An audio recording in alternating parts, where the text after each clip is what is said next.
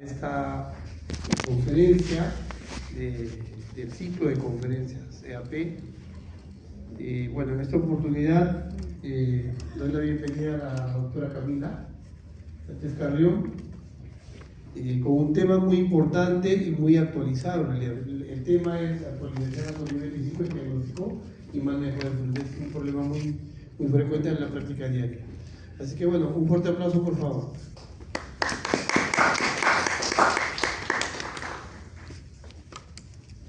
¿Qué tal? Buenas noches.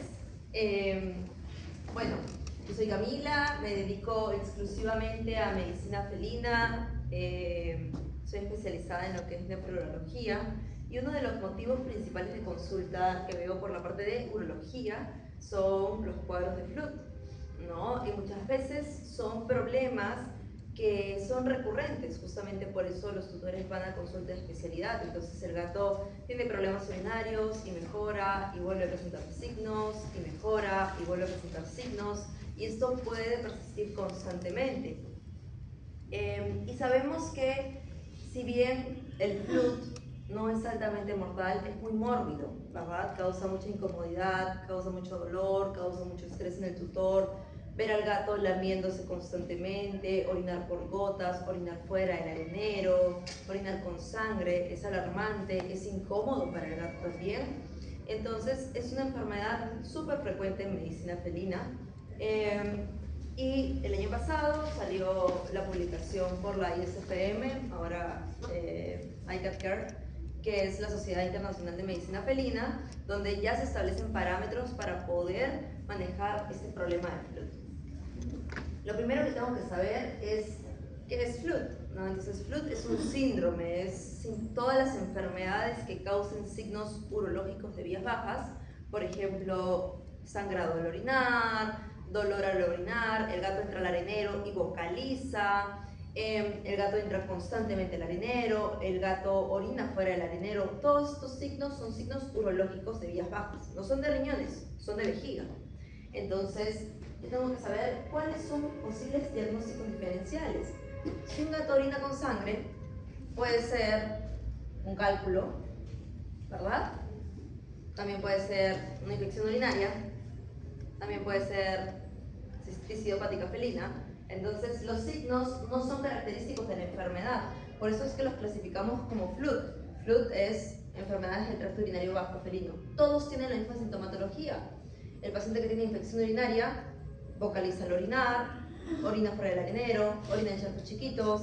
El gato que tiene cistitis idiopática vocaliza al orinar, orina en charcos pequeños, orina fuera del arenero. Todos los signos son similares, entonces si un gato llega con algún signo de vías urológicas bajas, yo no puedo asumir de inmediato que es una infección, o que es cistitis idiopática, o que es litiasis, cálculos en vejiga. Tengo que hacer pruebas complementarias, tengo que apoyarme con herramientas que tengo en la clínica para poder llegar al diagnóstico preciso. Y solo así yo puedo tratarlo específicamente. Si tengo un gato que tiene problemas urinarios, que tiene dolor, inflamación, ardor al orinar, y yo le doy un analgésico, se va a curar, va a mejorar. Si le doy un antiinflamatorio, va a mejorar. Pero si la causa de ese problema eran cálculos, entonces en cuanto corte la medicación, el problema va a retornar, porque no traté la causa. Entonces eso es un poquito el abordaje que quiero llegar el día de hoy. Tenemos que conocer cuáles son las principales causas. No nos vayamos por lo más complicado, ¿ok? Las tres principales causas de FLUT son cistitis idiopática felina, urolitiasis, que son cálculos en la vejiga, e infecciones del tracto urinario. Siendo infecciones del tracto urinario lo menos probable. Si llega un gato por primera vez a su consulta y tiene un problema urinario, es muy poco probable que sea una infección. No le mandamos antibióticos, ¿ok? ¿Cuándo puedo pensar en infección? Quizás el gato estuvo sondeado previamente, ya tenía un problema urológico previo, pasó por una cirugía de vejiga, el gato tiene 10 años, es diabético, entonces esas características lo podrían condicionar a tener una infección. Pero si es un gato adulto de 2 años, muy poco probable que sea una infección. De todas formas, hacemos las pruebas de rutina para descartarlo. Pero esas son las tres primeras principales. Entonces, no nos compliquemos la vida, ¿no? No pensemos en problemas neurológicos, porque claro, los problemas neurológicos también podrían dar problemas de la micción. Neoplasias, ¿no? Desórdenes musculares, del músculo, del grosor de la vejiga. No nos vayamos a lo más complicado. Quizás en algún momento de nuestras vidas nos toque un gato así, pero no es lo más frecuente. Lo más frecuente es cistitis idiopática felina, litiasis vesical e infección del tracto urinario. Entonces busquemos y descartemos estas tres principales causas. Estadísticamente, ya se sabe a nivel mundial, la principal causa es cistitis idiopática felina, que es un problema multifactorial, asociado al estrés, pero es multifactorial, ¿no? Hay características genéticas de por medio, características neurológicas, características anatómicas a nivel microscópico, las características de la pared de la vejiga de un paciente que tiene cistitis idiopática es diferente a la de un gato que nunca desarrolla cistitis idiopática. Entonces es un problema multifactorial y ese es el problema más frecuente por el cual un paciente va a llegar a consulta a la clínica con problemas urinarios. Litiasis vesical, cada vez vemos más, y esto básicamente es porque cada vez usamos más herramientas, en este caso de imágenes, para poder llegar al diagnóstico adecuado. ¿Cuántas veces ha llegado un gato a consulta por obstrucción urinaria? Lo sondeamos, dejamos la sonda, el tiempo que ustedes consideren necesario, retiro la sonda y vuelve a tener problemas urinarios. Yo les aseguro que muchos de esos gatos tenían litiasis vesical, tenían litiasis en la uretra, e incluso cuando los sondeamos podemos desviarnos, dejar el cálculo en la uretra, y por eso en cuanto retiramos la sonda, nuevamente el gato tiene problemas urinarios. Y muchas veces escucho o leo o viene el tutor con un cuadro de incontinencia. El gato gotea al orinar, estuvo con sonda y ahora gotea al orinar, entonces tiene incontinencia. Y eso no es incontinencia, es que el problema sigue ahí, el cálculo sigue en la uretra y el gato sigue empujando todo el día para lograr orinar con dificultad. Entonces busquemos más el tema de urolitiasis. En infecciones del tracto urinario, ¿cómo diagnosticamos esto? Una muestra de orina, un urocultivo, ¿verdad? Eso es lo que me va a indicar si el paciente presenta o no infección del tracto urinario. En un 2 al 8%, más frecuente en pacientes geriátricos, es cuando vamos a ver esta patología. ¿Qué otras posibles causas de fluta hay? Hay neoplasias, hay pólipos, hay malformaciones de vejiga, uraco persistente en gatitos bebés, hay lesiones medulares, entonces hay otras causas, pero representan menos del 5% de la afección de problemas urinarios. Y bueno, tapones uretrales, que es lo que causa la obstrucción uretral, que puede ser por diversas causas. Un gato con infección urinaria puede formar un tapón, un tapón celular, por células inflamatorias, por detritus, por fibra, por un tejido tipo mucoide. Esos gatos que tienen esa arenilla, como le decimos, ¿pueden formar tapón uretral? Claro que sí, también pueden formar un tapón por los cristales. Un paciente con cistitis idiopática felina puede formar tapón, también forma tapón. Entonces, los tapones son por diferentes causas. ¿Cómo llego al diagnóstico, no? Reconocer a un paciente con FLUT inicialmente es sencillo, porque el cambio de conducta es tan marcado que el tutor asiste como una consulta de urgencia, ¿no? O a veces emergencia, porque el paciente pues representa estos signos de orinar fuera del arenero, cambia su conducta, llora mucho, se lame mucho la región del pene. Entonces la anamnesis debe ir orientada a diagnosticar, a determinar si el problema es realmente un problema urinario o es un problema conductual, ¿no? Porque muchas veces hay micción fuera del lugar, micción inapropiada para nosotros, porque el gato tiene un problema conductual. Quizás el gato no está castrado, quizás el gato está peleando con otro gato de casa y no le permite entrar al arenero, quizás el arenero está sucio todo el tiempo, quizás le cambiaron de arena y al gato no le gusta la nueva arena, o no le gusta el arenero, o no le gusta la localización del arenero. Entonces hay que determinar si realmente es un problema urológico de vías bajas o es un problema conductual. ¿Cómo diferencio eso? Por ejemplo, algo súper sencillo y que lo hago en la anamnesis. Es le pregunto al tutor, cuando el gato orina fuera del arenero, ¿el charco es grande o es pequeño? Entonces si el dueño me dice, uy, deja un charco gigante, se orina en toda la alfombra, y siempre orina en el mismo lugar, el charco grande, eso no es un problema de dolor, de ardor. El gato que tiene incomodidad por un problema de inflamación de vejiga o de uretra, orina de a poquitos, porque todo el tiempo está pujando, entonces orina en charcos chiquititos. Entonces no orina el charco grande, ese charco grande me suena más a un problema conductual. Tengo que hacer las pruebas respectivas, obviamente, para saber cuál es el problema de base, pero todo eso lo voy diferenciando tan solo en la anamnesis. Cambios ambientales pacientes, ¿no? Como hablábamos, uno de los principales problemas de cistitis es la cistitis idiopática felina y está asociada a estrés. No es la única causa, amén, está asociada a estrés. Entonces, ¿a qué voy a orientar la anamnesis? Ha habido cambios recientes, nuevos gatos en casa, ha cambiado el arenero, hay construcciones alrededor, hay algo que usted cree que le está generando alguna incomodidad a su gato que se asocie con la presencia de estos cuadros urinarios. Y tipo de alimentación, es un factor importante. Hoy en día sabemos perfectamente que el gato que come solo alimento seco tiene mayor probabilidad de desarrollar un problema urológico en comparación al tutor que da mixed feeding, es decir, que da dieta seca más patecito.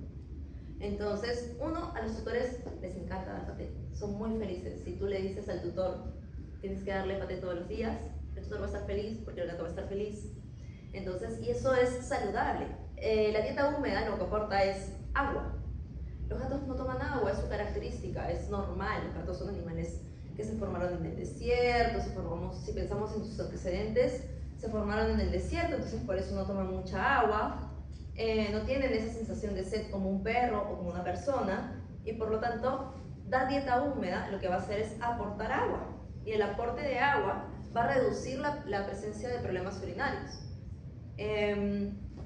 Entonces, si el gato come solamente alimento seco, yo puedo pensar que este gato tiene más probabilidades de desarrollar problemas urológicos, sobre todo litiasis, en comparación a aquellos que comen dieta húmeda o dieta mezclada, ¿no? ¿Qué voy a evaluar en el examen físico? Hay una duda quizás recurrente en muchos médicos y es ¿cuándo debo sondear al paciente? ¿No? Es decir, ¿cuándo debo colocar una sonda uretral? Y es que es muy sencillo, solo se sondea al paciente obstruido, y diagnosticar a un paciente obstruido es sencillo. Tú no necesitas de un equipo de ultrasonografía, Doppler, ni un equipo de radiografía, tú solamente usas tus manos. Los gatos son muy palpables, ¿no? Entonces, si tú le palpas el abdomen, el gato tiene la vejiga grande y dura, está obstruido, tiene que ser sondeado. Si el gato tiene la vejiga pequeña, no se siente, no lo palpas, tiene simplemente cistitis, ese no necesita sondaje. Entonces, ese mismo gato que va por cistitis sin obstrucción, el gato que va obstruido, va con los mismos signos. Se sienta constantemente, gotea sangre, intenta orinar y no puede. Y no es que no pueda, el gato que tiene cistitis no es que no pueda orinar, es que no tiene contenido en la vejiga. Tiene esa sensación constante de querer orinar, tiene ardor, por eso se sienta, pero gotea todo el tiempo porque está pujando y pujando y pujando. ¿Cómo diferencio nuevamente uno del otro? Mediante la palpación, es muy sencillo. Entonces el examen físico se basa en justamente palpar la región pélvica del abdomen para sentir si es que la vejiga se encuentra pletórica. Se debe hacer análisis de orina siempre. Si tiene un paciente urológico, tienen que hacer análisis de orina. Obviamente si el paciente está obstruido hay que sondearlo, no puedes punzarlo y dejarlo obstruido, ¿no? Pero el paciente que tiene cistitis, que tiene cualquier tipo de problema urológico o que quizás va a clínica porque mi gato todo el tiempo tiene problemas urinarios y quiero hacerle un chequeo, tenemos que hacer un examen de orina. El examen de orina es el examen más económico, es muy fácil de realizar y nos da muchísima información. ¿Qué evalúo del examen de orina? La gravedad específica, veo qué tan densa, qué tan elevada es esa gravedad específica, esa densidad urinaria. ¿Por qué? Porque mientras más elevada es la densidad urinaria, mayor probabilidad hay de formar cristales, sedimentos, cálculos. Veo el pH, ¿no? Si yo tengo, por ejemplo, un paciente que forma recurrentemente cálculos de struvita, yo tengo que evaluar el pH. Busco acidificar para prevenir la formación de cálculos de struvita. Busco sedimento, ¿no? Veo si es que hay células inflamatorias, si hay bacterias, si hay cilindros. Y uso siempre imágenes complementarias. Es indispensable. Yo puedo palpar al gato, yo puedo saber si el gato está obstruido o no está obstruido, pero la única forma de diagnosticar litiasis es mediante imágenes. No hay posibilidad que tan solo mediante la palpación yo pueda determinar eso. Y vamos a recordar que los gatos no son perros, entonces los gatos son animales pequeños. Un gato grande pesa 6 kilos.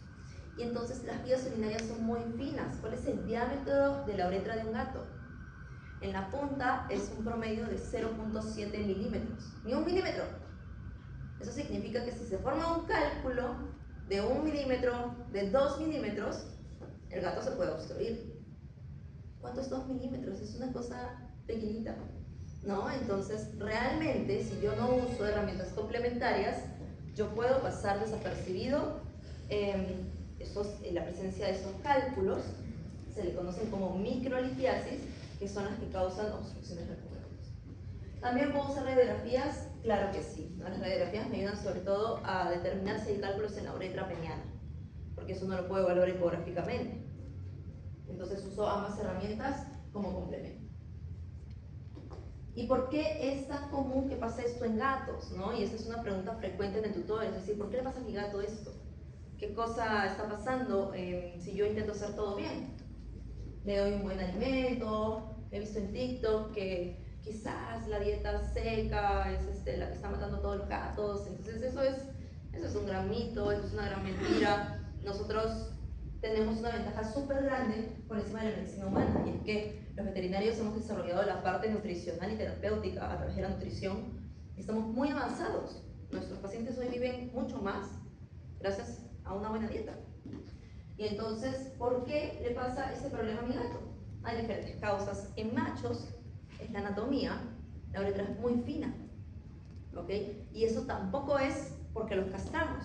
Eso ya es un mito también del pasado. Antes se creía que si uno castraba a su gato, entonces tenía mayor predisposición a desarrollar problemas urinarios. Y eso es mentira, eso es completamente falso. Es decir, existen estudios que demuestran que el desarrollo de las vías urinarias persiste a pesar de las castraciones tempranas. Entonces, no es por la castración, es simplemente que la anatomía normal de la uretra de un gato es que mide en la porción más ancha 1.2 milímetros y en la punta 0.7 milímetros. Entonces, tiene alto riesgo de obstrucción. ¿Las hembras también se obstruyen? Claro que sí, las hembras también se pueden obstruir, solo que con un cálculo más grande.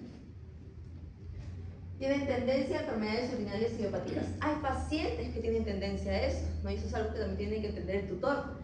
La mayoría de tutores no tienen un gato, tienen 2, 3 o 100. Entonces, ¿qué es lo que hago yo? Pues hablo con la tutora, ¿no? Y le digo, mira, tú tienes 3 gatos.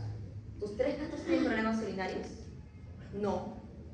Entonces, evidentemente, es una cuestión individual. Algo pasa con tu gato que tiene problemas urinarios recurrentes. Hay un factor genético y de desarrollo que predispone a que tu gato tenga este problema. Esto no es porque lo vacunaste, esto no es porque lo esterilizaste, esto no es porque le das cierta comida, porque tus otros 2 gatos están sometidos a exactamente lo mismo. Y si ese fuese el problema, entonces todos tus gatos en casa tendrían la misma complicación. Y no es así, es una cuestión individual. El estrés y la obesidad. Ahí sí tenemos un poco la culpa nosotros, los tutores. No hablo como médico, hablo como tutora, porque nosotros mantenemos a nuestros gatos dentro de casa, lo cual es muy bueno porque hemos reducido muchísimo que los gatos se contagien de enfermedades retrovirales. Ya no vemos tanta leucemia, tanto virus como antes, porque los gatos están dentro de casa. Pero ¿qué hicimos? Los encerramos y no les dimos condiciones para que ellos puedan comportarse como gatos. Los gatos viven en casa y se levantan a comer, duermen, comen, duermen, usan el arenero, duermen, comen, y ese es todo su día. Y un gato en vida silvestre o un gato que sale no se comporta así. El gato trepa, el gato caza, el gato descansa, se levanta otra vez, caza otra vez. Dicen que en vida libre un gato puede cazar de 5 a 7 veces al día, entre insectos pequeños, roedores, aves, pequeños reptiles. Entonces nosotros los encerramos en casa y los mantenemos todo el día durmiendo sin hacer nada, y eso condiciona al desarrollo del estrés crónico y a la obesidad. Y el estrés crónico y la obesidad sí son factores predisponentes de problemas urinarios. ¿Cómo se corrige eso? Cambiando las estructuras en casa, comprándole un rascador al gato, poniéndole una repisa cerca de la ventana para que siquiera se mueva, salte. Entonces se puede acondicionar el ambiente para que el gato pueda vivir con conducta normal de un gato. Y bueno, y en todo esto, todos estos factores predisponen a ver con mucha frecuencia problemas urinarios en el día a día en la clínica diaria. No hace falta tener una clínica de gatos, tener un servicio especializado en gatos. Todos, absolutamente todos los que nos dedicamos a medicina de animales de compañía, recibimos en algún momento gatos con problemas urinarios. Entonces, tenemos que ponerle énfasis para prevenirlo. ¿Cuáles son los factores de riesgo cuando pensamos en un problema urinario? Si el gato es macho, si el gato es obeso, si tiene una edad de 2 a 7 años, aquí es más frecuente ver problemas urinarios.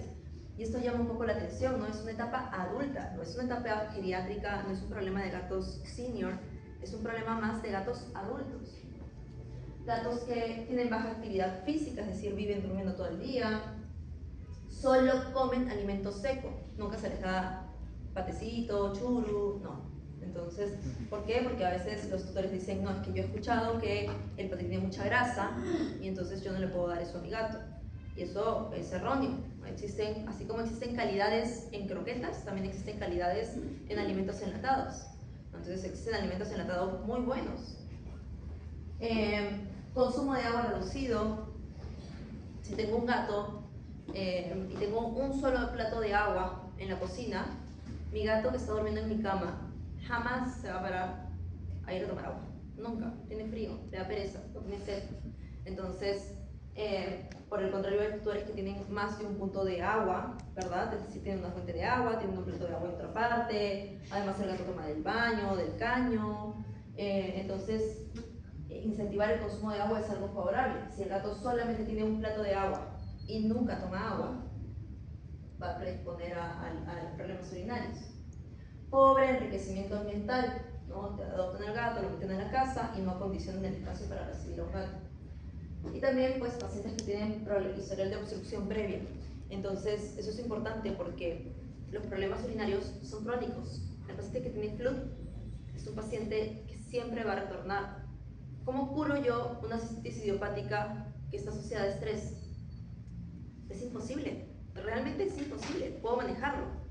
Pero es que, ¿cómo puedo controlar yo al 100% que el gato nunca siente estrés? El tutor tiene que estar al tanto de eso, porque entonces, eventualmente, en algún momento, podría presentar algún problema urinario. Ojalá sea en 6 meses, en 1 año, en 2 años o nunca, en el mejor de los casos, pero tenemos que ser conscientes de eso. El paciente que presenta problemas urinarios una vez, lo va a presentar en el futuro. ¿Y cuáles son las urgencias urológicas por las cuales recibimos gatos? ¿No? Vemos los signos de siempre. Vocaliza al orinar, orina por gotitas, orina por sangre, orina fuera del arenero. Pero conforme pasa el tiempo, pues los signos se van a ir agravando. Cuando hay una obstrucción uretral, hay algo importante que a veces nosotros nos centramos en medir creatinina, ¿no? Siempre que llega un paciente con algún problema de vías urinarias, medimos creatinina. Y la creatinina, y hay que meternos esto en la cabeza, la creatinina no mató a nadie, ¿ok? No pasa nada. Uno puede tener 25 de creatinina y se desobstruye y eso baja y el paciente se recupera. ¿Qué es lo que mata al paciente con problemas urinarios? Es el potasio, es la hipercalemia la que mata. Entonces, el potasio se elimina a través de la orina. Cuando el paciente se obstruye, el potasio queda circulando en el cuerpo y el potasio es cardiotóxico. ¿Ok? Entonces, muchos pacientes entran en paro por eso. ¿Por qué? Por la toxicidad con el potasio. Entonces, conforme pasan las horas, si el paciente ya está obstruido, voy a ver signos asociados a hipercalemia. No a hipercreatininemia, no, eso no existe. No sí existe, pero los signos son asociados al potasio. Entonces, ¿qué es lo que voy a ver? voy a encontrar bradicardia, voy a encontrar hipotermia, voy a encontrar letargo, estado mental afectado, signos gastrointestinales también, pueden tener vómitos. Entonces, conforme pase más el tiempo, más severo va a ser el cuadro. Entonces, ¿cómo voy a clasificar? Yo, por ejemplo, yo no atiendo emergencias, pero sí veo urgencias urológicas, ¿no? Entonces, ¿cómo sé a quién le debo dar prioridad? Sobre todo cuando hablo con un tutor por teléfono, ¿no? Entonces, depende mucho de los signos que presenten. Si hay fricción bloqueada por completo, es decir, mi gato se sienta, intenta orinar, pero no sale nada. Entonces, ahí sí tiene que ir de emergencia. Ese gato está completamente bloqueado. Si al palpar siento la vejiga completamente distendida, muy dolorosa, yo siempre digo, si llega un paciente con vejiga distendida que no puede orinar, ese paciente, si llega de emergencia en la noche, no puede esperar hasta el día siguiente para ser sondeado. ¿Ok? Tiene que ser atendido de emergencia. ¿Por qué? Porque conforme pasen las horas, el potasio se va a incrementar y ese paciente puede fallecer. El riesgo de mortalidad va a incrementar. Si hay sangrado al orinar, pero no hay obstrucción, ¿es una emergencia? No, es una urgencia, porque hay que tratarla. Pero ese paciente está orinando. Entonces, puede esperar, podemos mantener la calma. El tutor puede esperar con tranquilidad. Ese mismo día debe asistir a la clínica, sí, pero con tranquilidad, no debe asistir corriendo.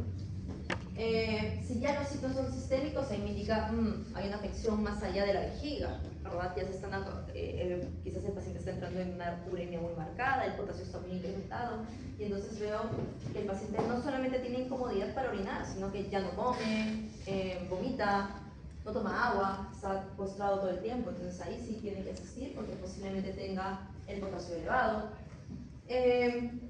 Y si simplemente hay incomodidad para orinar, es decir, el gato entra constantemente al arenero u orina fuera del arenero, pero orina y no hay signos sistémicos, es decir, sigue comiendo, sigue tomando agua, debe ser atendido, sí, pero no es una emergencia, no está en riesgo la vida del paciente en ese instante. ¿Y cuáles son las causas por las cuales un paciente puede asistir a una urgencia urológica? Pues la más común, la más frecuente, obstrucción uretral. ¿No? Esa es la que vemos frecuentemente todo el tiempo en las clínicas. Generalmente se ven gatos machos, pero no debemos excluir a las hembras, porque las hembras también se obstruyen. Luego, cistitis idiopáticas no obstructivas, pero con signos muy marcados como hematuria, mucho dolor. Cálculos, ya sean con o sin obstrucción, pero que ocasionan muchísimo dolor, muchos signos clínicos. Trauma vesical o uretral, esto es algo que, por ejemplo, nosotros recibimos con moderada frecuencia. El paciente que no puede ser sondeado, muchas veces termina con perforación de uretra, o pacientes que han sufrido algún tipo de trauma y terminan con rotura vesical. Obstrucciones ureterales bilaterales. Entonces esto es raro, pero también es crítico, también es un problema de vías urológicas. El ureter es la conexión entre el riñón y la vejiga. Entonces si hay obstrucción bilateral, no voy a observar los mismos signos que un gato con obstrucción uretral, porque el gato con obstrucción uretral tiene signos urológicos de vías bajas. Se sienta, intenta miccionar. El otro gato no, el otro gato no va a tener ningún signo urológico de esa manera, simplemente va a estar sistémico y con signos sistémicos.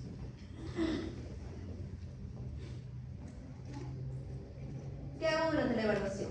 ¿No? La evaluación tiene que ser, puede tomar su tiempo porque como sabemos la anamnesis es importante en medicina felina, ¿no? Pero hay que saber si es que los signos, nos va a servir para saber si los signos son sistémicos o son focalizados en vías urinarias, ¿no? Entonces, ¿hace cuánto no orina? ¿No? Ya de hace 3 días lo veo medio raro, no se levanta, ya no come, hay vómitos, siente que tiene dolor. Evaluamos, como les digo, ¿no? El tema de la palpación de la vejiga y a ver qué pasa si yo no tengo un analizador inmediato para medir potasio. Estamos hablando que es un analito muy importante para analizar. Entonces, yo cojo mi estetoscopio y si el paciente tiene bradicardia, tiene arritmia, cojo un termómetro, si el paciente tiene hipotermia, entonces es altamente probable que ese paciente obstruido tenga hipercalemia severa. Entonces el riesgo de descompensación, de paro cardíaco, es mucho más elevado en comparación al paciente que llega obstruido, pero que está alerta todavía, se queja.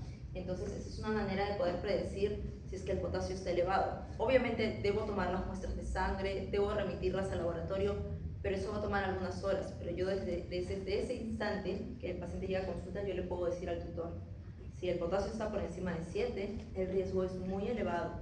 No significa que no debamos continuar, porque en cuanto desobstruya el paciente, va a orinar y esos valores se van a estabilizar. Pero significa que durante la recuperación, el paciente está en riesgo.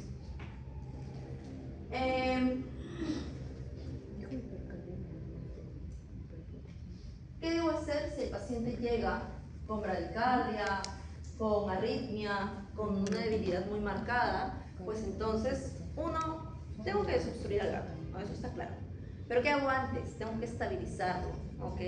Porque si el gato está consciente, yo no puedo sondear a un paciente despierto. El paciente tiene que estar anestesiado, ¿ok? Con manejo del dolor. ¿Por qué? Porque si el gato tiene un cálculo y yo intento sondearlo y uso la fuerza y el gato despierto y todos cogiendo al gato, eso es una masacre total. Pero más allá de eso, yo puedo perforar la uretra por ese manejo. Entonces el paciente tiene que estar anestesiado. Entonces, ¿qué pasa si yo tengo un paciente bradicárdico, arrítmico, con el potasio volando, que necesita pasar por anestesia? Tengo que estabilizarlo antes. Y a mí antes no me quedaba muy claro esto porque yo decía, ¿cómo? O sea, el gato se va a estabilizar cuando yo lo sondee. Entonces, ¿qué estabilización puedo darle yo previo? Y bueno, entonces existen fármacos de emergencia y la estabilización no dura más de 30 minutos. Eso es algo importante. Antes yo no lo entendía. Como para mí estabilización era como tener 12 horas o 24 horas al paciente monitorizado y ver la respuesta. Pero eso no es estabilización en estos cuadros. Estabilización toma unos 30 minutos.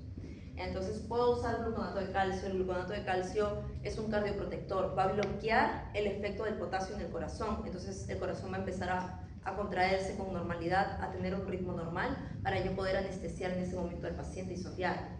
El efecto dura de 15 a 30 minutos, se coloca en bolo lento. Generalmente tenemos presentaciones de gluconato de calcio al 10%, esas las que venden comercialmente. Entonces usamos 1 ml por cada kilo, ¿ok? Y se lo ponemos en bolo lento, vamos ocultando y vamos viendo que los signos o que las contracciones, el ritmo de las contracciones cardíacas va mejorando. No va a disminuir el potasio. El gluconato de calcio no disminuye el potasio, bloquea la acción solamente por el instante que necesitamos hacer el manejo del sondaje. ¿Qué es lo que baja el potasio? Desbloquear al gato, sondear. A través de la orina se va a perder potasio. Pero si está muy elevado, si ya tiene signos clínicos, puedo utilizar otras herramientas, como por ejemplo puedo usar lactato con dextrosa, porque la dextrosa lo que hace es incentiva el ingreso del potasio a nivel intracelular, entonces baja el potasio sérico, baja los signos clínicos. El paciente tiene que estar con fluidoterapia. Hay un efecto que se llama diuresis postobstructiva, que quizás ya han visto. Los pacientes, los gatos, empiezan a orinar descontroladamente después de desbloquearlos, después de sondearlos. Y eso es básicamente porque los pacientes están obstruidos por tanto tiempo que hay un aumento de la presión muy marcada, y cuando los desobstruyo, esa presión hidrostática cae y entonces el riñón empieza a filtrar mucha más orina, empieza a producir mucha más orina y el paciente se empieza a deshidratar. Entonces los pacientes con obstrucción uretral siempre deben ser manejados en internamiento porque necesitan hidratación continua, ¿okay? Sobre todo para esos pacientes que llegan con más de 24 horas de obstrucción, ¿okay? Hacemos estrategias en el paciente obstruido. Es un poco controversial. Puedo hacerlo si es que voy a sondear inmediatamente. Okay, yo puedo pulsar una vejiga de un paciente obstruido si lo voy a sondear inmediatamente y además el paciente está inmovilizado, es decir, está anestesiado o sedado. Porque si yo tengo una vejiga gigante con una presión muy marcada, incrementada, y yo pulso esa vejiga y ese gato se mueve un poquito, esa vejiga se va a romper. Entonces por eso el gato tiene que estar inmovilizado. Yo en lo particular no hago cistocentesis, no lo necesito, no veo una recuperación más acelerada si lo hago, ¿no? Entonces yo no punzo la vejiga para evitar el riesgo de lesión de rotura de vejiga, ¿no? Pero se puede hacer, está recomendada si es que se va a sondear de inmediato el paciente. Y debo pensar cuando hago un sondaje uretral, pues el paciente debe estar anestesiado o sedado y con manejo del dolor. Sondear duele, la uretra tiene espasmo. Si el paciente siente, sondear va a ser mucho más complicado. La técnica debe ser suave y controlada. Yo no uso la sonda para desobstruir, ¿okay? Porque voy a perforar la uretra. ¿Qué hago para desobstruir? Existen agujas de Minnesota, no sé si ustedes la conocen, yo tengo justo una acá, entonces las agujas de Minnesota pues tienen una punta que no corta. Esto lo introduzco con el pene y con fluido desobstruyo y luego paso a la sonda, pero la sonda no desobstruye. Como les digo, debe haber una irrigación abundante con solución estéril para desobstruir al paciente. No hacemos lavados vesicales y siempre confirmar que la sonda quede permeable. A veces se puede doblar un poquito la sonda y eso provoca que tenga una oreja, ¿no? Una orejita, un kinking, y eso hace que el flujo de la orina no sea normal. O a veces puede pasar que hay tanto sedimento que se bloquea la sonda, entonces siempre hay que verificar que la sonda esté permeable y siempre debe llevar un sistema de colección cerrado. Las sondas no se llevan abiertas, no se coloca la sonda y se va el paciente a casa. Eso ya no se hace. ¿Por qué? Porque eso predispone a las infecciones urinarias, ¿ok? Y eso pasa, eso existe. Antes se manejaba con sondaje a casa, eso ya no se trabaja, ¿no? Si ustedes tienen centros veterinarios, pueden hacer un espacio para mantener a estos pacientes en internamiento porque necesitan estar en una jaulita porque llevan un sistema colector, una bolsa de orina cerrada para recolectar la orina. No están caminando con la sonda abierta, goteando todo el tiempo. Eso es un mal manejo porque predispone a las infecciones urinarias. Y luego el paciente va obstruido porque tenía SIF y termina con una infección urinaria. Entonces hay que controlar eso. Si el problema es una cistitis no obstructiva, una cistitis idiopática, pues nuevamente tengo que pensar qué es lo que desencadena una cistitis idiopática felina y cómo llegué yo a este diagnóstico. Yo descarté la posibilidad de litiasis y de infección urinaria. Es decir, yo le pasé un ecógrafo, me aseguré de que no tuviese cálculos, o le hice una radiografía, yo le hice una muestra de orina, me aseguré que no tengo una infección urinaria asociada. Y entonces, ¿cuál es la causa de la cistitis en este gato? Es cistitis idiopática felina. Excluí otras causas y confirmé la presencia de cistitis idiopática felina. Entonces, siempre todas las cistitis necesitan manejo del dolor. Necesitan analgésicos, pero necesita un manejo medioambiental, eso se llama MEMO. Es decir, yo puedo enviarle meloxicam a un gato con cistitis y va a mejorar, ¿ok? Pero si el problema se desencadena porque el gato vive en un cuarto encerrado con 10 gatos más y todos los gatos le pegan, el gato va a volver a tener cistitis idiopática, va a volver a tener hematuria, sanguria y todos los signos asociados a problemas urinarios. Entonces necesita un manejo más allá de la analgesia y de la inflamación. Necesito hacer un manejo medioambiental, entonces modificar las características en casa.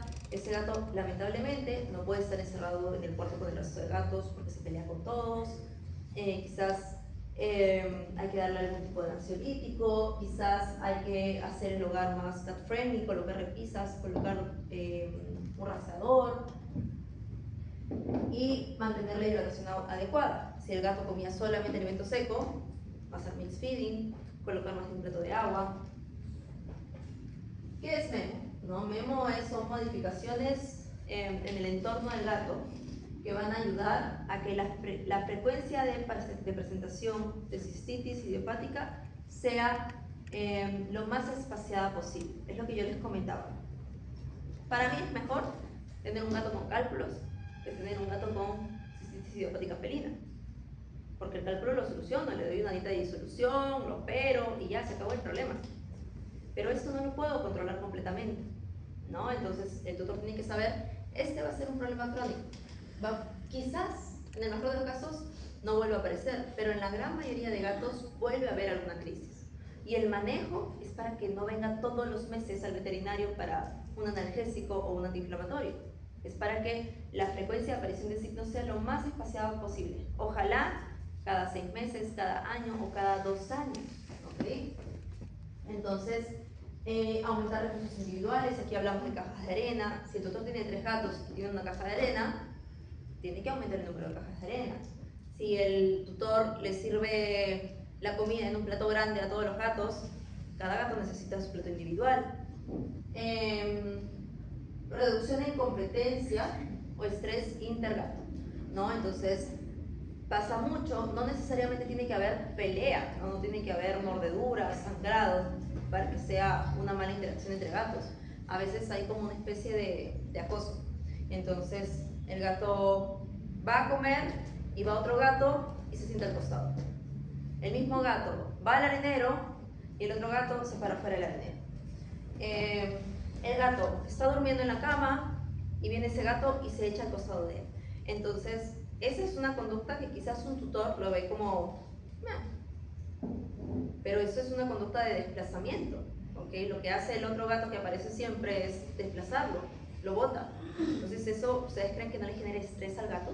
Le genera muchísimo estrés. Entonces, ¿cómo podemos trabajar eso? Por ejemplo, bueno, deberían trabajarlo con un etólogo, pero soluciones sencillas en el momento es, a los gatos hay que darles de comer en espacios separados, ¿no? La zona de descanso de un gato no tiene que ser diferente a la de otro.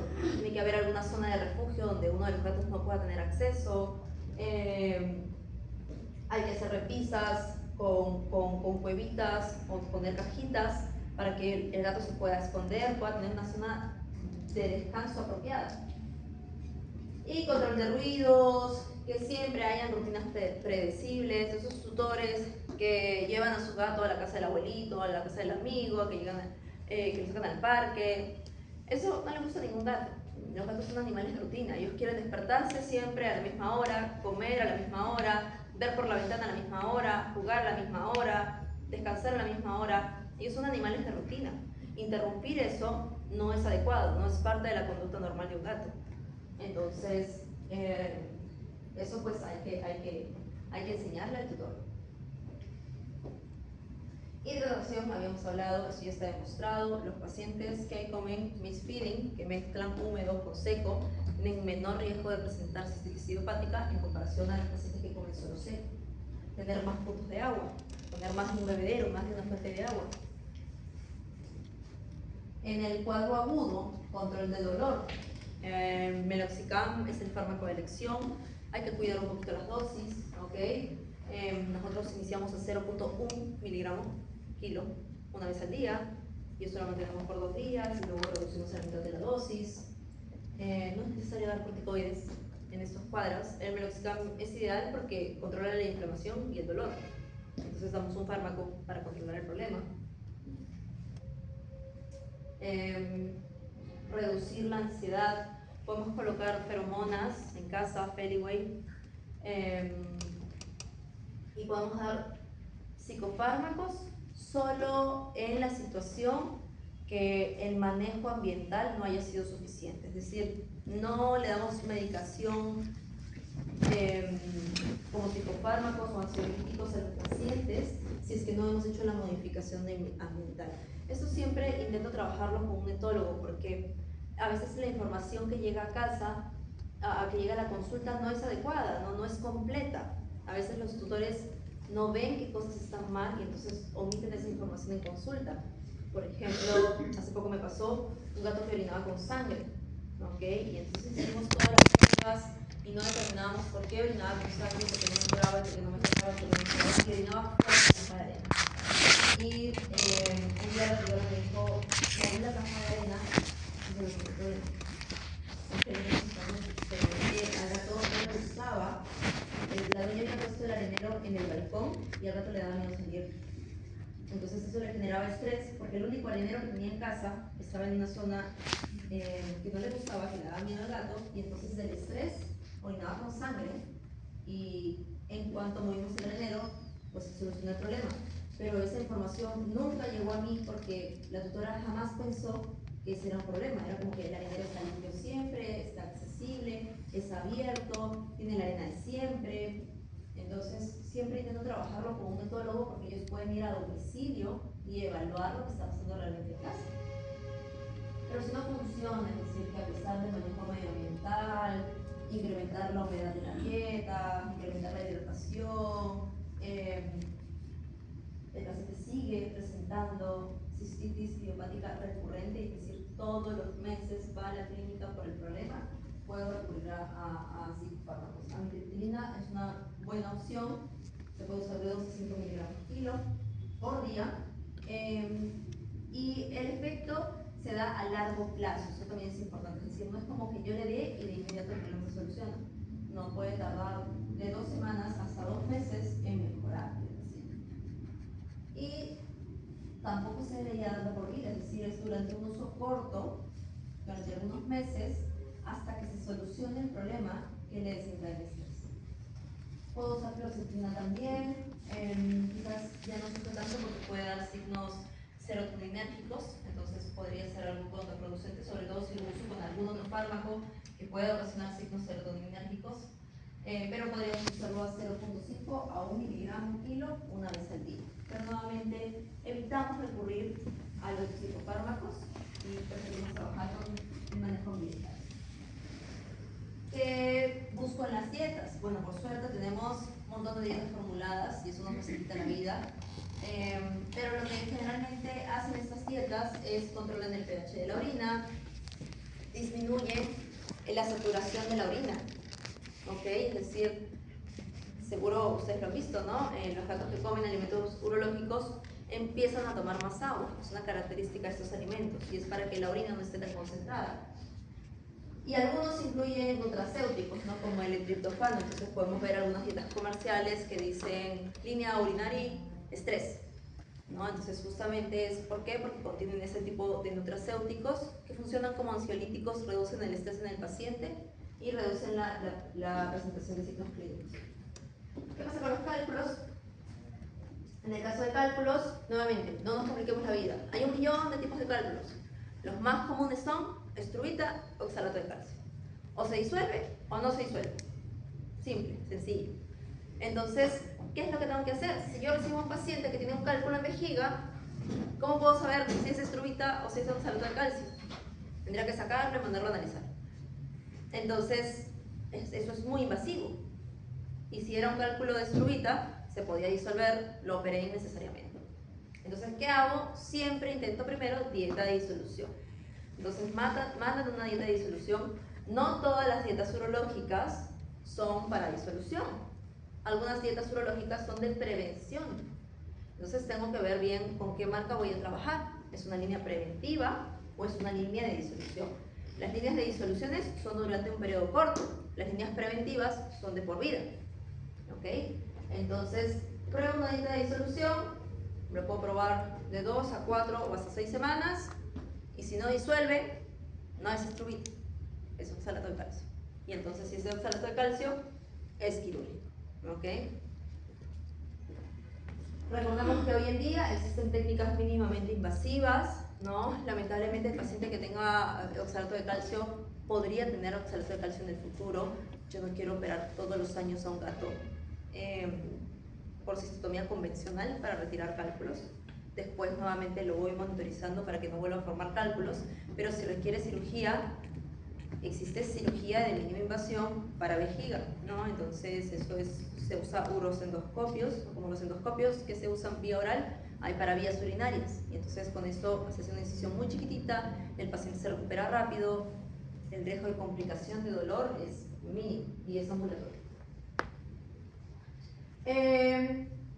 Y a largo plazo, recordemos que debemos mantener una dieta de mantenimiento, no de disolución. Las dietas de disolución son muy restringidas en ciertos minerales, son muy acidificantes, entonces no son de por vida. y las dietas de disolución predisponen a la formación de oxalato de calcio, incluso a nivel del riñón, por eso no son de por vida. ¿Ok? Entonces, si usamos dietas urológicas de mantenimiento, esas sí son balanceadas, completas de por vida. Pero hay que averiguar bien. Dentro de todas las líneas comerciales que están a disposición en sus consultorios, en sus clínicas, cuáles son de disolución, cuáles son de mantenimiento. Y este paciente siempre tiene que ir a controles. Yo no lo opero y desaparece por siempre, porque entonces en 1 o 2 años va a volver a venir con el mismo problema. Tengo que hacerle controles, se le hacen muestras de orina, veo densidad urinaria, veo pH. Y lo menos frecuente, infección de tracto urinario. ¿Okay? Lo menos frecuente. Olvídense de mandar antibióticos cuando venga el gato con hematuria. Realmente, si es un gato de 2 años, es la primera vez que tiene crisis, solo necesita un meloxicam, nada más. Es así de sencillo. Pero si tomo la muestra de orina y hay alguna bacteria, pues entonces puedo tratarla. Recordemos que la infección urinaria se caracteriza porque tiene signos clínicos. Si va un paciente a control, a chequeo anual, y yo le hago una muestra de orina y encuentro bacterias, ese gato no tiene infección urinaria, porque fue por un chequeo preventivo, no tenía sintomatología. Y entonces, en las vías urinarias pueden haber bacterias, eso se llama bacteriuria. Nosotros tenemos bacterias en todas partes, ¿no? En la superficie, en la piel, en el intestino, en el tracto digestivo, en las vías urinarias también hay bacterias, es normal. Entonces, eso se llama bacteriuria. La infección urinaria es cuando hay sintomatología, tiene que haber sintomatología. Inflamación de la pared, engrosamiento de la pared, hematuria, disuria, estranguria. Y generalmente la voy a encontrar asociada a otras comorbilidades, pacientes con hipertiroidismo, pacientes con diabetes, pacientes geriátricos con enfermedad renal crónica. En ellos principalmente voy a encontrar, o pacientes que hayan sido sondeados previamente sin manejo aséptico o que hayan llevado sondas urinarias abiertas. ¿Cómo confirmo? Siempre mediante cultivo y antibiograma, para saber específicamente qué bacteria es, qué antibiótico usar. Y se pueden usar por periodos cortos. Si es la primera vez que presenta, puedo usar 3 días de antibióticos. Si son infecciones ya más recurrentes, puedes usar de 7 a 14 días, dependiendo del antecedente del paciente. Entonces, FLUT en general es un síndrome, no es una enfermedad. ¿Okay? FLUT incluye todos los signos de vías urinarias bajas que hemos hablado. El paciente que llega a consulta con algún signo urológico no me va a indicar específicamente cuál es la causa. Yo tengo que buscar eso. ¿Es un cálculo? ¿Es una bacteria? ¿Es cistitis idiopática? El enfoque es multimodal e individualizado. Cada paciente que asiste, hay pacientes que tienen 2 patologías a la par, que tienen cálculos, que tienen infección, o que tienen cistitis idiopática e infección, o que tienen cistitis idiopática y cálculos, ¿ok? Entonces, cada paciente hay que trabajarlo individualmente. Cada paciente se desarrolla en casa de manera también diferente y eso es lo que influye principalmente en la presentación de problemas urológicos. La modificación ambiental y la dieta son claves. Nosotros tenemos nuevamente de aliados dietas terapéuticas que nos van a ayudar muchísimo. Agreguemos a eso dietas húmedas y que el tutor desde casa implemente un espacio que sea adecuado para el gato, ¿okay? Donde pueda rascar, donde pueda trepar, dedicarle un tiempo para jugar también. El manejo temprano, preventivo, va a mejorar la calidad de vida del paciente. Recordemos que FLUT no tiene una alta mortalidad, pero sí morbilidad. ¿Okay? En Estados Unidos, las obstrucciones urinarias son una de las principales causas de eutanasia. ¿Okay? Bueno, porque los costos son muy elevados, los problemas suelen ser recurrentes, no se pueden hacer todos los exámenes, aquí tenemos más facilidades. Pero entonces causa mucha morbilidad, causa mucha incomodidad, mucho dolor, causa un gasto económico importante, sobre todo cuando van obstruidos de emergencia. Entonces el manejo preventivo es clave. Si ustedes tienen un paciente con problema urológico, ya sea perro o gato, es un paciente crónico, necesita monitorización de por vida. No esperemos hasta que llegue de emergencia, hay que educar al tutor en ese aspecto para que vaya de manera preventiva. Cada 3 meses, cada 4 meses, cada 6 meses, dependiendo del paciente individualmente, para poder hacer examen de orina, para poder hacer imágenes y poder llevarlo adecuadamente. ¿Dudas, preguntas? ¿Comentarios? ¿Quejas? Un fuerte aplauso para la doctora, por favor.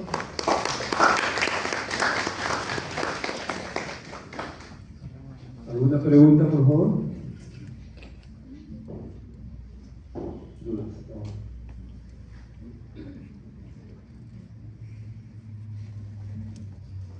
Buenas noches, doctora. La pregunta es la siguiente. En caso de un gato con signos clínicos de obstrucción, usted mencionó que aumentaba se produce una hiperpotasemia y que lo conveniente para el sondaje sería sedar. ¿Qué sedantes, qué fármacos usa para poder realizar la sedación? Esa es mi pregunta menos favorita, porque yo no hago anestesia. Pero uno debe evitar alfa-2 agonistas, racilacina. Y principalmente usamos propofol. ¿Cuánto demora sondear a un paciente? Eso es técnica, ¿ok? Eso es literalmente técnica. Entonces, sondear a un paciente demora 10, 15 minutos como máximo. Entonces, nosotros generalmente usamos propofol y fentanilo para manejo del dolor. Ponemos un bolito de fenta. Puede ser tramadol también. Lo que se evita es usar alfa-2 agonistas porque el paciente está con una injuria renal aguda. Es por renal, pero igual tiene lesión renal aguda. Entonces, en lesiones renales agudas en general se evitan los alfa-2 agonistas, que son las silacina, dexmedeto. Y únicamente eso, el manejo es tan rápido que no necesito tenerlo con inhalatoria ni nada de eso, no sé, apenas con un bolo el paciente lo rasuramos, lo desobstruimos con aguja de Minnesota, le colocamos sonda, lo suturamos y se acabó, ¿no? Entonces es muy rápido. Y por eso también el gluconato de calcio me sirve, porque el efecto es justamente del tiempo que va a estar el paciente sedado. No uso ketamina, no uso silacina, no uso... bueno, yo no uso nada porque yo no hago anestesia, pero principalmente se toma propofol y manejo del dolor. ¿Alguna otra pregunta, por favor?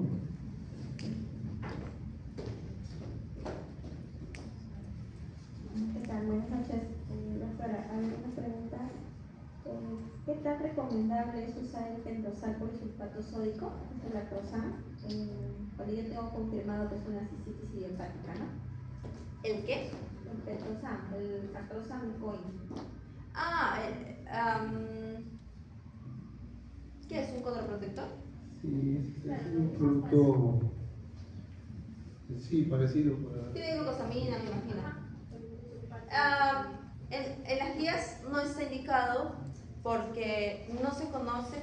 Hay una alteración, hay una capa de glucosaminoglicanos en la vejiga que está afectada en los pacientes que tienen cistitis idiopática. Pero no se sabe si realmente, si lo consumen oral, va a ayudar a regenerar esa capa. ¿Se puede usar? Sí, muchos lo usan, pero no está probado de que realmente tenga un efecto. Daño no le va a hacer.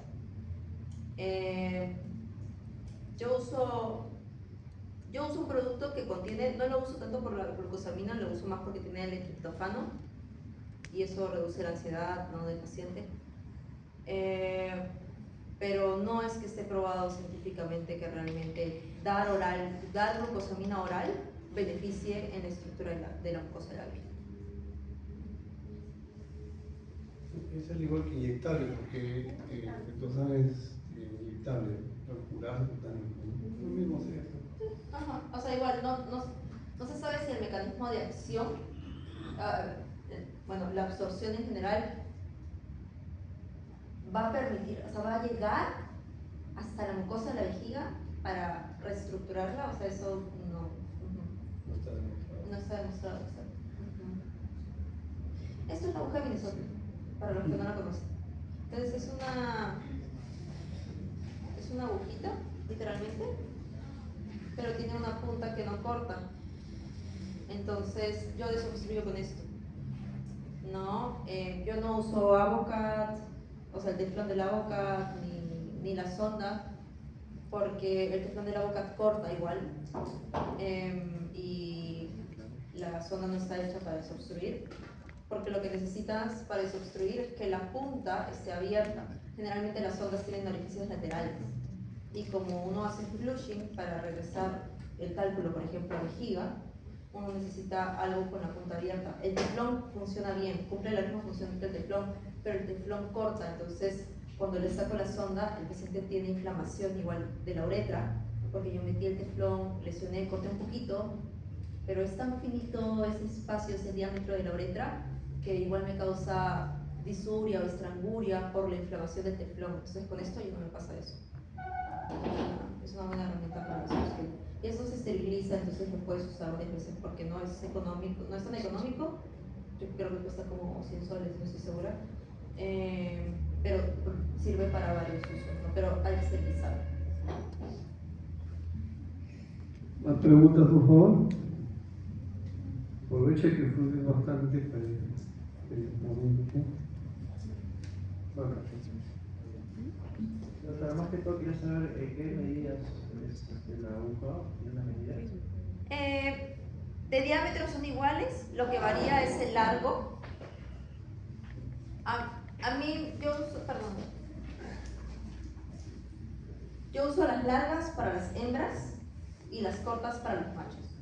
Pero realmente esta, por ejemplo, esta es larga, esta la puedo usar en un macho, sí, sin ningún problema, porque al final lo único que yo hago es introducir únicamente la punta.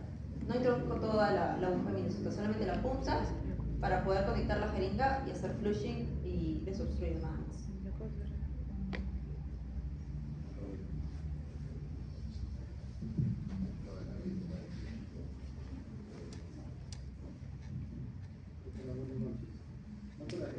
En caso de obstrucciones, siempre se debería colocar el cloruro de sodio. ¿Para lavados? No, cuando un gato viene obstruido. Endovenoso. De hecho, el cloruro es, parte de la lesión renal aguda, o sea que es una injuria renal aguda por renal por la obstrucción, va a provocar acidemia. El paciente va a tener acidosis metabólica. Entonces, el cloruro es ácido. Entonces, quizás el fármaco de elección para fluidoterapia no es el cloruro, es el lactato, podría irte mejor. Y como te comento, si tiene potasio muy elevado, puedes usar mezcla de lactato con dextrosa al 5% para poder controlar el tema de la hipercalemia, y lo mantenemos con lactato después.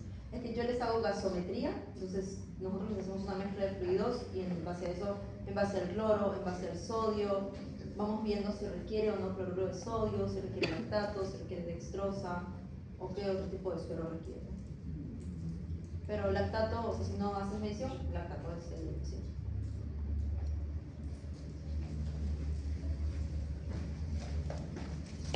O por acá la última pregunta.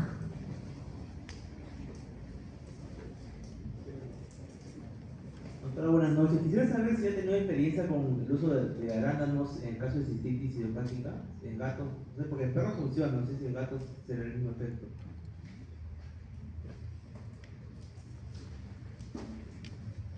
Es muy común, ¿eh?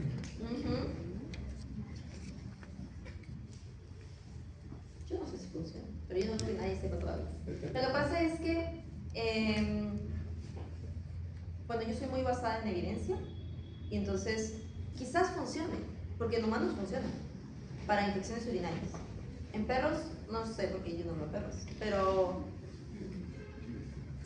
o sea, lo que queda duda, porque quizás funcione, es ¿cuánto le debo dar? ¿Cuántos miligramos, no sé, de arándanos necesita un gato al día para que realmente tenga el efecto deseado? Porque en humanos es un montón. O sea, eso tienen que tomar como galones de jugo de arándanos para reducir las infecciones por E. coli. O sea, bueno, en humanos eso tiene otra función, que disminuye la adherencia del E. coli en la pared de la vejiga. En fin. Pero en gatos no está probado, no hay estudios que demuestren el uso, la eficacia. Hay muchos fármacos comerciales que lo contienen. Yo no creo que les haga daño, pero yo no sé si lo que reciben ayude en algo en la recuperación. Y nuevamente en las guías no está establecido el uso de arándanos, es como la glucosamina. Puedes usar, igual me pasa con el chancapiedra. ¿El chancapiedra funciona? Yo no sé si funciona, porque no hay nada que diga ni que funcione ni que no funcione. ¿Ok? Entonces, es igual el azodil. ¿El azodil funciona? Yo dije que no sé. Entonces,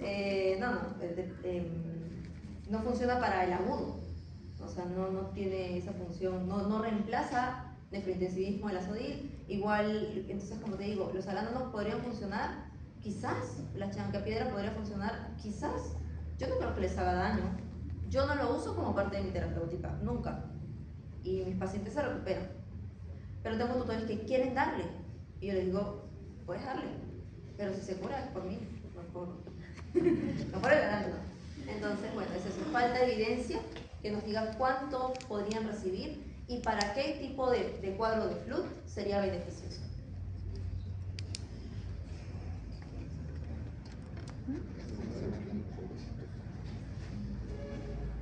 Bueno, agradecer a la doctora, un fuerte aplauso por favor. Hacer los anuncios respectivos, entonces invitamos a tomar asiento. Por favor, no se vaya ahí, que es importante para que nos pueda ayudar en nuestra labor de ahora.